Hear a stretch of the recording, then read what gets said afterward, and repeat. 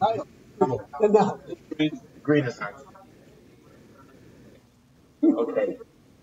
Welcome. In the back of the library. Yeah. Welcome to the Garden of the Spirits, a class studying apples of the orchard. This class meets in Long Meadow, Massachusetts, the center of the universe, and is held in memory of Malka Ruth, Bat Moshe, Margaret Vogel of blessed memory. Apples in the orchard contain selections of Kabbalah from the Arizal Rabbi Historia, based on the weekly Torah portion, verbally translated and explained by Moshe Wisniewski. It also contains adult material, requires a mature foundation, of of uh, of Torah and commitment to Judaism, and yeah. Okay, so today we're going to begin the parsha of Naso. We're going to do the parsha of Naso. We are going to start on page 705, and this comes the suspected adulteress. We're going to discuss that. And the Torah has, if a man suspects his wife, it's her warning, and then she secludes herself with the suspect, the accused guy, one that her husband said not to meet, or not to seclude herself with, and then it raises issues. We don't have any witnesses, whether whether they sinned or whether nothing happened, and so the Torah has this thing that gives her to the Beis Hamikdash. Everyone knows the story, and she drinks from the waters. Okay, so now we are going to begin here, page 705. Are you ready? Okay, please go ahead. Hashem spoke to Moshe, saying, "Speak to the Israelites and say to them, this is what should be done. Should any man's wife stray and be unfaithful to him, and the man lie with her carnally, unbeknownst to her husband, he was secluded, defiled, but there was no witness against her. She was not seized. The spirit of jealousy has come upon the husband, and he had warned his wife, and she was defiled, or a spirit of jealousy had come upon him, and he had warned his wife, and she was not defiled. Then the man shall bring his wife to the priest, and bring her offering for her, 1/10 of a ephah of barley flour. He shall neither pour oil over it, nor put frankincense on it, for it is a grain offering of jealousy, a grain offering of remembrance, calling iniquity. The priest shall bring her forth and present her before Hashem. The priest shall put holy water in an earthen vessel. The priest shall take some earth from the tabernacle floor, put it into the water. Okay. Warns his wife. Word the Torah uses is inay, and that's also the same word that means commonly translated as jealous. Okay, go ahead. These are the laws of the suspected adulteress Sosa. The word translated above jealousy, and the one translated as had warned, may, are from the same root. Thus, a more literal translation of the phrase in which these words occur would be, if the spirit of jealousy had come upon him, and he expressed his jealousy to his wife, warned her not to be secluded.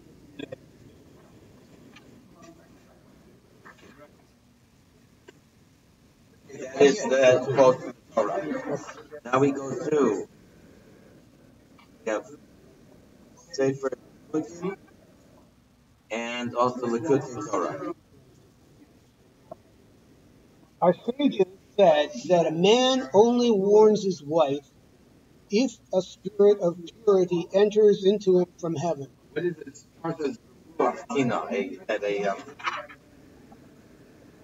Jealous? That a feeling of humility passes over him. But so the Gemara has different opinions. If this feeling of jealousy, ruach, literally means a spirit. It means there's some kind of inkling or intuition that he has. So there are some that feel that one opinion says that it is a holy intuition, and one says that it is a not a good intuition, like lowering himself. Okay. And I guess you can look at it both ways, right? Some people have this. They put their foot down, and it is out of mistrust or distrust and suspicion. And other people can do something like this out of a sincere a sincere urge to have things done properly, and nothing untoward occurs. Your be destructive. Yeah. So it could be both. Could be right, but okay. So go ahead. Here, I'm sorry. Last night, it's an incredible, before I thought Was it out of the ordinary? it was. It was good, It but I was don't know good. what it's like every. It was great, It was great. but I don't know what it's like every week. Whole piece. That was Okay. Well, here he follows the reasoning that it is a spirit of purity. yeah. So our savior said, "A man only warns his wife that a spirit of purity enters into him from heaven." Positive. This is based on the idiom, "A spirit of jealousy had come upon him." It is considered commendable for a man to warn his wife not to be secluded with another man if he senses she's becoming overly frivolous or flirtatious. We have seen previously how the feminine principle of reality, can lose track of its purpose, misdirect its energies in the course of going about the business of expressing divinity in the world. It is the male principal's role to re-inspire the purity of intention his abstract orientation provides. Sages disapprove of a husband who is uninterested in the moral purity of his family, beginning with his wife. To be sure, a husband can delude himself into thinking an overbearing manner or an unreasonable suspicion is a spirit of purity. There is therefore an opinion in the Talmud that the spirit that enters into the husband, causing him to warn his wife, is in fact a spirit of impurity. The sages therefore advise husbands to assume their wives are innocent of any wrongdoing, unless they have a clear justification to suspect otherwise. Even if the husband is convinced that there is cause for concern, he must first appeal to his wife privately to improve her behavior. Not worth, he may proceed with the ritual if he is sure that his motivations are pure. He may not invoke this right in jest, in anger, or in order to frighten her. Furthermore, the right only works if the husband himself is not guilty of adultery. Has to have no background. The Arizal now discusses what the spirit of jealousy is in mystical. Mind that the word ruach that's used here can be translated as spirit or wind, soul. Last night, I forget where last night, but last night we occasionally get very. That was one of them. Glad I got it. Last time I took over, I was yeah. Yeah. I don't know what the regular. I don't know what the baseline. This was fantastic. Once in a while, it's a. So so the word ruach can also be the air, your breath. Um, what is spirit? You I'm can just thinking of the Gemara says person doesn't sin unless the ruach of shus enters. You know where it says it? Bracha. Does? Yeah. It's right here too. Could be in brachas, but it says it right here talking But about this. what would the definition of ruach mean? Like an inclination, passion? Like what does that mean? So, Right. That's what I am asking. yeah. It's No, I'm saying I'm using your it trying to doesn't dip in your mean that there's question. this little, fairy Yeah. flying around you. Okay. So it is as I mentioned last night, it is the term ruach is a nebulous blob. It is a vague expression. Okay. So let's go ahead. Yoel, you want to continue? Yosef manifested Yesod, and that his numerical value is the same as that of Zion, 156, which signifies the Yesod of Malchut, while Yosef manifests the Yesod of the male principle, which enters Zion.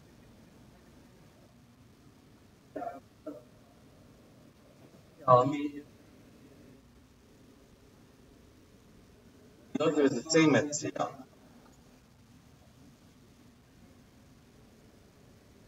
And so Yosef is the Yesod of the male principle, and Zion is the Yesod of the female principle. Yesod of Malchus, the same country. Yosef is associated with Yesod because he exhibited sexual purity in the incident with Potiphar's wife, and Yesod is associated anatomically with the male sexual organ. Yosef, Yud Vav Samach Pei equals 10 plus 6 plus 6 equals 81 plus 6. Zion Sadik Yud Vav Nun 90, 10, 6, 5, 50, 156. The word for Zion means point, sign, designation. It also doesn't mean north. Okay. Anything else, Yoel? Why am I thinking north? It doesn't mean north, right? No. It's a phone, that's what I was thinking. Okay. It is also an appellation for the Holy Land. The Holy Land is the location designated for the revelation of Hashem's presence. Specifically, Zion refers to the inner sanctum, the Holy of Holies of the Holy Temple. We have seen previously how the Holy of Holies is considered the bridal chamber where the marital union of Hashem and the Jewish people takes place. Zion therefore specifically refers to the female sexual organ, or the womb of the world, where reality is impregnated with divine consciousness and from which new divine consciousness is born and spreads throughout the world. Wow. How they weave both ideas into one sentence. I wanted to say an idea with Noah, but the Kohen wasn't allowed to look at the Aron Kodesh, right? The Kohen Gadol, when he went into Yom Kippur, no one was allowed to look at the Kodesh Kodashim, right? Kohen Gadol went in. But he wasn't allowed to look. I don't remember seeing that. When they moved, when they traveled through the desert, so the Kohanim would take down the brochas, they would walk forward, holding it up in front of them, and cover it. Not looking at it. So they wouldn't see it. But they would see the outline then. And not to look. Oh, sure. Interesting. But when they carried it with them You know what I'm saying? yes. When they carried it with them into war, was it covered? When they carried the Aron into war with them, was it covered? When they walked around the city with it, was it covered? Who hijacked the Aron? I forgot Amnon, pushed him. They definitely looked at it. Yeah. All right. Okay. Okay. So again, the Holy of Holies is Zion. Mm-hmm. Zion is the Yesod of the Malchus. Okay. 156. We have 707 at the top. 156 also three times the numerical value of the name of the 52 letter name, referring to the three names Havaya spelled out to equal this number that are given from the Yesod of Zer Anpin to the Yesod of Nukba. This is why the numerical value of both Yosef and Sion is three times 52, as is mentioned in connection with our exposition of Psalm 25, which begins, "Unto you, O Hashem, I lift up my soul." As is explained there, these 352 names are manifestations of Nefesh, Ruach, and Neshama. I think you can explain in the small print. Psalm 25 is recited in the daily liturgy as part of the Tachanun. The penitential prayers recited after the climax of the prayers, the Amidah. After achieving total self-effacement and union with Hashem in the Amidah, we become acutely aware of our shortcomings. And these we are asking forgiveness in Tachanun. Psalm 25 expresses remorse for sin and rededication to Hashem. We rededicate ourselves mystically by elevating our consciousness out of the world of Asiya and up through the three worlds into the world of Asiya. By doing this, we arouse Hashem to forgive us. Thus, the elevation of consciousness through these three worlds creates three forms of arousal, signified by the 352 names mentioned here. The three worlds of Bria, Yetzirah, and Asiya correlate to the three aspects of the soul, Nefesh, Ruach, and Neshama, which manifest the three garments of the soul, intellect, emotion, and action, respectively. Significantly, the sin mentioned explicitly in Psalm 25 is in the verse, "Recall not the sins and transgressions of my youth," referring to sexual sins.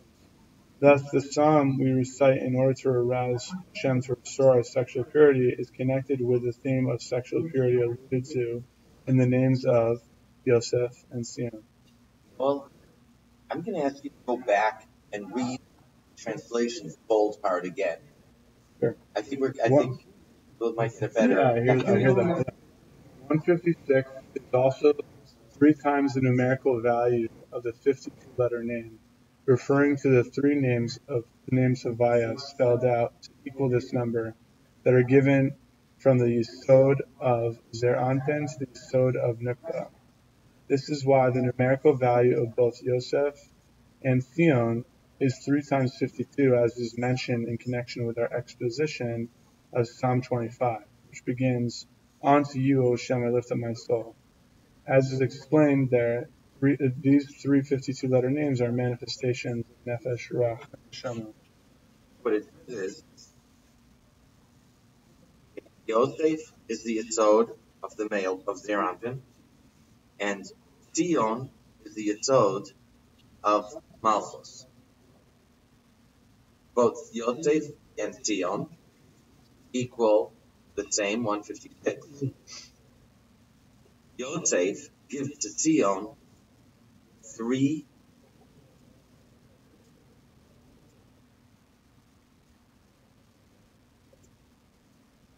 What does Yosef give to Sion?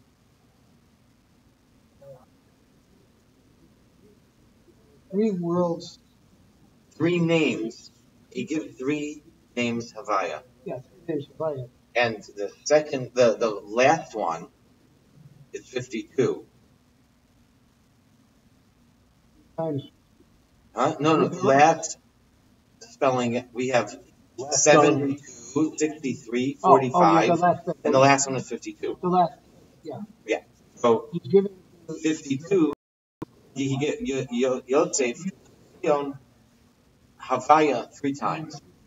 With Havaya, 52. Wow. So 52, I'm curious, was 156. And in this verse, in this chapter of Tehillim, which we say during our Tachanun, not all Nusach, not all Sidurim, but certainly in Arizal, we ask for forgiveness, and we refer to, recall not the sins and transgressions of my youth. Transgressions of youth is euphemism for inadvertent sins. Okay, for sins that can happen in people's youth. Specifically, it is a euphemism. Sometimes it's referred to in a number of places like that. Mhm. Inadvertent Not emissions. referring to Bathsheba in that psalm. No, that's 51. This Oh, is 25. Carries it with him. Yeah, he explicitly brings it up. Right. How old was Shlomo when David died? David was 70. Shlomo was 12. How old was Bathsheba when David married her? I think she was 12. Similar. How old was her grandfather? Know who her grandfather was? Yes. Who? His name was Achitophel. Oh. Have you heard of Achitophel? What do you know about him? He was David's advisor, but when Absalom, he joined Absalom, and he ended up killing himself. Yeah. So how old was he when he died? 35. Huh. And he was your grandfather. Oh. Better take this call. Don't let me talk to you all. Yeah, 1 minute.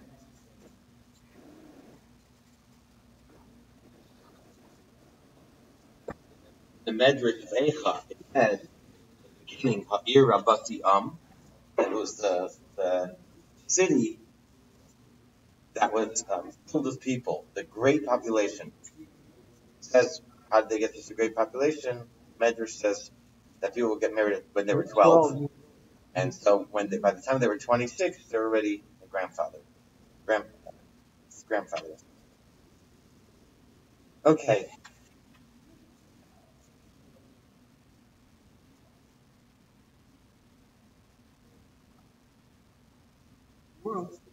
Yes.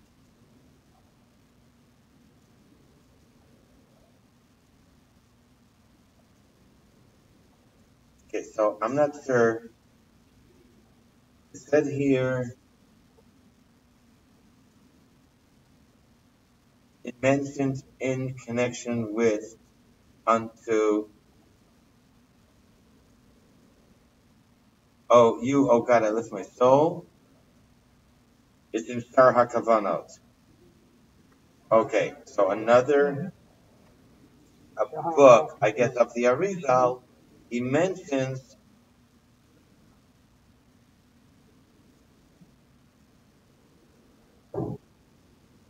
he talks about this there on Psalm 25. Yeah. But it doesn't say that Yosef or Zion is actually explicitly mentioned here. Okay, just check that.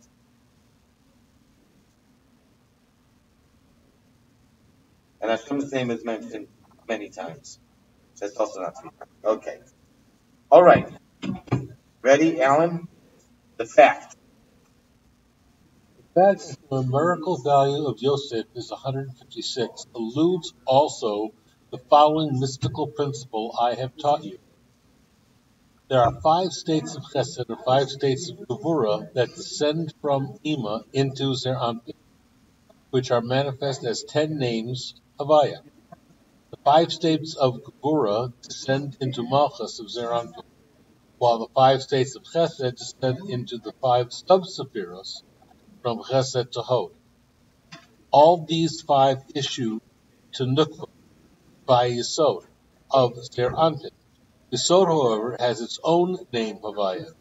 Thus, there are in Yesod 5 names of Havayas manifested in 5 states of Chesed that enter Zeranpin,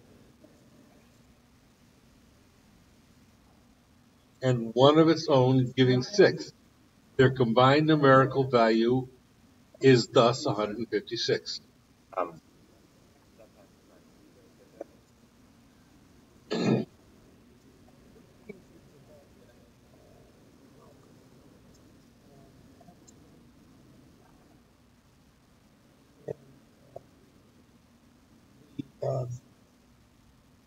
Gevurah that's descendant Malchus, Malchus of Zeranpin, and the second piece is the 5 states of Hesed that descend Hesed Hod sub-Sephirah in Malchus. So 5 states were where? 5 states that are going to descend into Malchus Malchus. of 5 states of Zeranpin Kura are in Malchus. 5 states of Chesed are where? in the Chesed, sub-Sephirah, Hesed to Hod Chesed, to Hod. Tehurat, Tiferet, Netzach, and Hod. I think Five. of Malchus. It's they're the sub-Sephirah of Hesed to Hod in Malchus. In Malchus. Malchus. That's how I get it. Yeah. In other words, they're both descending into Malchus. 5 states of Hesed, 5 states of Gura descend from Ema into Zer Anpin, which are manifested as 10 names of life. 5 states of Gura descend into Malchus of Zer Anpin. Okay? While 5 states of Hesed descend in. Doesn't Doesn't say. say that? Even doesn't say Sub-Sefirot. Okay. I know, but it doesn't say in either Hebrew. So it would be the regular that comes from Ima. Okay. All these 5 issue to Nukva through Yesod of Zerampin. So it'd be regular spheres from the 5 states of Chesed issue to Malchus through the Yesod. The normal Yesod. Yeah. Yeah, okay, I get it. But Yesod has its own. Right. So now, in Yesod,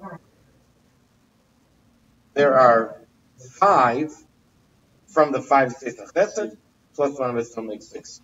So if you don't hear from me, Thursday is phone. Yeah. Good. And the numerical value of the name Havaya is 26. 6 times 26 is 152. What? The numerical value of Havaya is 26. Yeah. And these 6 times 26 is 152. 156, I mean, sorry. 156. It's the same number. Which is the same number. The same 156. Sion. So it's Sion and Yosef.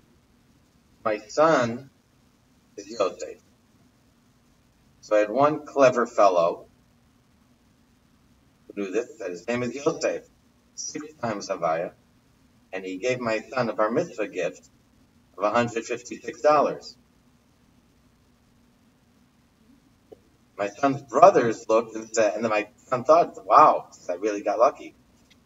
They said, well, we got more. And nothing to do with the gematria. You know who that clever fellow was.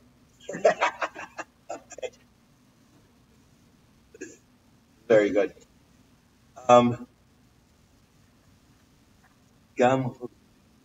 Okay, 708 at the top. Let's go. 156 is also the numerical value of the word for jealousy. Kina, which is Kaf Nun Aleph Hey, 100 plus 50 plus 1 plus 5 is 156.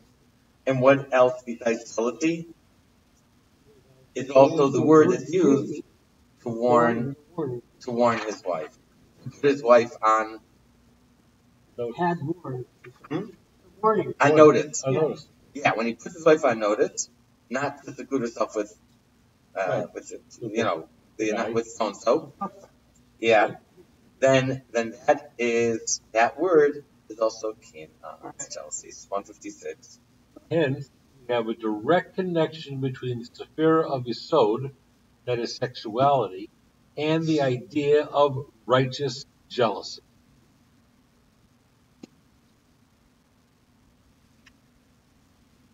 Okay. This explains what is written in the Zohar about Yesod. Then a righteous one dons jealousy.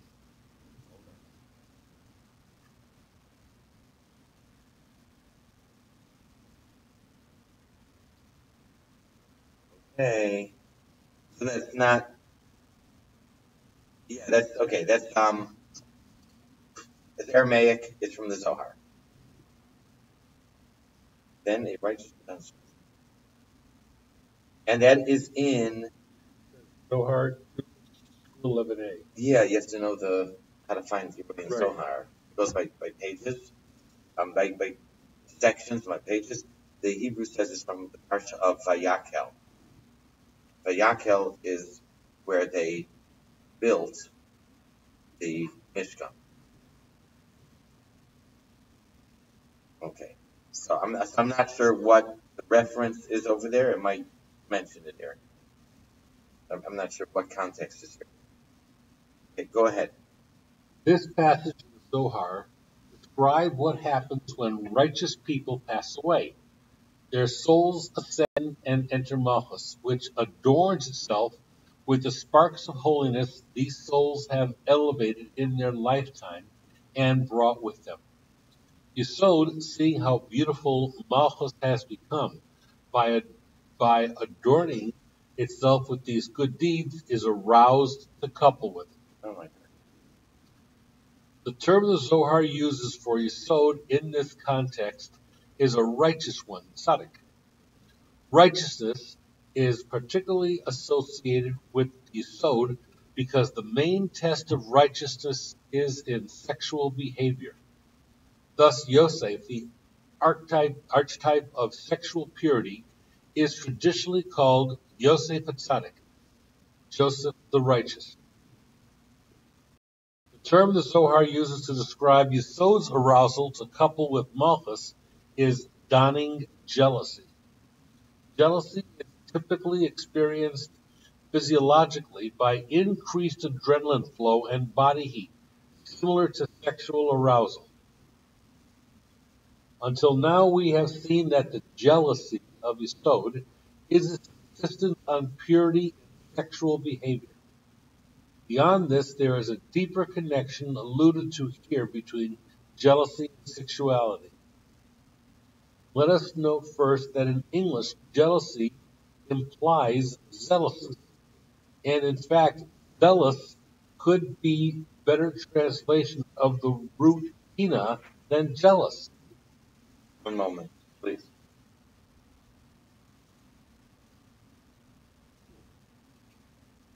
You see where 10? Yeah. Where's footnote 10? Off of American Heritage Dictionary. Yeah, where is it in the text? It's right here. Let us note that in English, jealousy implies zealousy. Okay. Alan, go ahead with the footnote. Yeah, sure. The American Heritage Dictionary of English Language, 3rd edition, gives The following. the following etymology for jealous. Middle English jealous, from Old French gelos, jealous, zealous, from Vulgar Latin zelosus, from Late Latin zealous, zeal.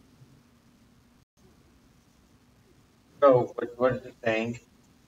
That there is certainly an association between jealous and zealous. The other place in Torah where it uses the term, one of the places in Torah where it uses the term is by Pinchas. Yeah. Tachas hashikinei lokav. He was jealous for Hashem, or he was zealous for Hashem. Zealous. It's corrected. Rectified.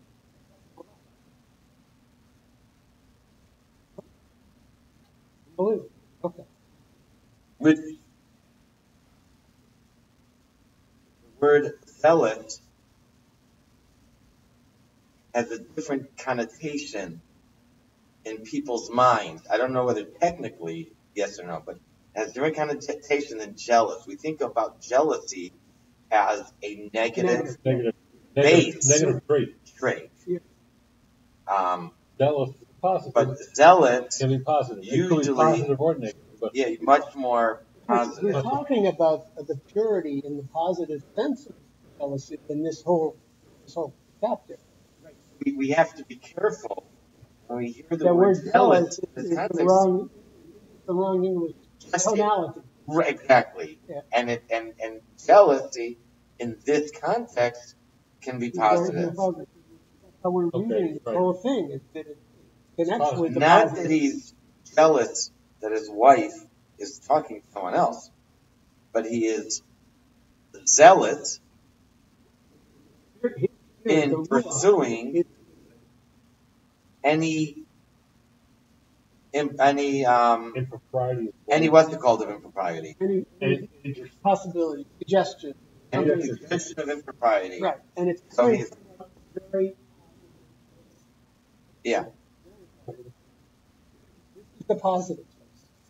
I see jealousy in relationships all the time coming from the negative, destroying people's relationships. That's why I said there's a destructive angels in that process coming in the body. The body, the angel comes in the body. yeah. That we learned. That to me, it's also a ruach, but it's a destructive as opposed to a constructive or positive. And it comes from it's deep. It's not it's something deep. It comes from a deep place. That's Thank you. Good. Continue, Alan. We have to We find. have the experience of the Sod as the drive for self-actualization, for the promulgation of the insight of divine consciousness to which one has been privy. In this light, holy sexuality is an expression of a person's passion for transmitting his personal vision of divine reality to the world, either in the form of children that will be imbued with his values, or metaphysical divine energy that will have a positive influence on reality, which we are taught is one result of marital relations conducted with love and proper intentions. The joining Yes. of a husband and wife in holiness, out of holiness, also has a positive impact on the world as far as divine energy is. incredible effect of it. It does? Thus, holy, as opposed to mere bestial sexual passion, is an expression of zeal and dedication. This perhaps explains why the Zohar here says that in order to couple with Malchus, Sod dons jealousy, zeal. Talking how in a positive way, the word we hear the word jealousy is a negative, but it has the other side of it. It's zealous, like goodness, and it can have a positive connotation. Because we were talking about a positive jealousy, really zealous. That's another way of looking at it. We get often the English words often poison the well. I don't know how to speak. They become negative in our thinking. Lost in translation. Lost in translation. No, go ahead. I once mentioned last week, we also had this, I think similar topics last 2 weeks. There's a book published, I'm not mistaken, in the 30s by Napoleon Hill, written by Napoleon Hill, called Think and Grow Rich. You may have heard of it. It's considered one of the classics. In there, he talks about drive, the sexual drive, and doesn't define it, but it seems that it's used in the same, similar, not same, but similar way that we're using it here, as just as a drive, as energy, not talking about male-female relations, just talking about as someone with a strong drive. We talked about the 370 lights coming through Yes, last week. last week. And it corresponds to Rachel. Roughly. Don't remember how. Yeah. I remember it corresponds to Rachel. And Joseph was in there. Joseph was right Yosef, there. the Torah Joseph describes was them both. right there. The Torah describes both Rachel and Yosef the same. That they were good looking and good looking. Yeah, was he showed again? Joseph. You want to take bottom of 708? Okay. This, then, is the mystical meaning of the saying, a man only warns his wife if a spirit of purity enters into him. For this spirit originates from the holy side, that of the supernal Sephir of Yesod identified with Joseph. Thus, the spirit of jealousy is the ideal of pure sexuality associated with Joseph's Yesod. The spirit of Joseph is manifest as its numerical correlate, Kina, the jealousy that inspires a husband to warn his flirtatious wife not to seclude herself with her suspected paramour. Interesting, the seminal episode of jealousy in the Torah is that of Pinchas, who was incensed over the sexual sins of Zimri and Cosby. Here too, we find a link between jealousy, zeal, and sexuality. That's what you mentioned. That's what I said. We printed that out. Yeah. Light thread. Like, burned it out. Oh, Such beautiful energy. there's no, is the internet down? Nope. You're connected?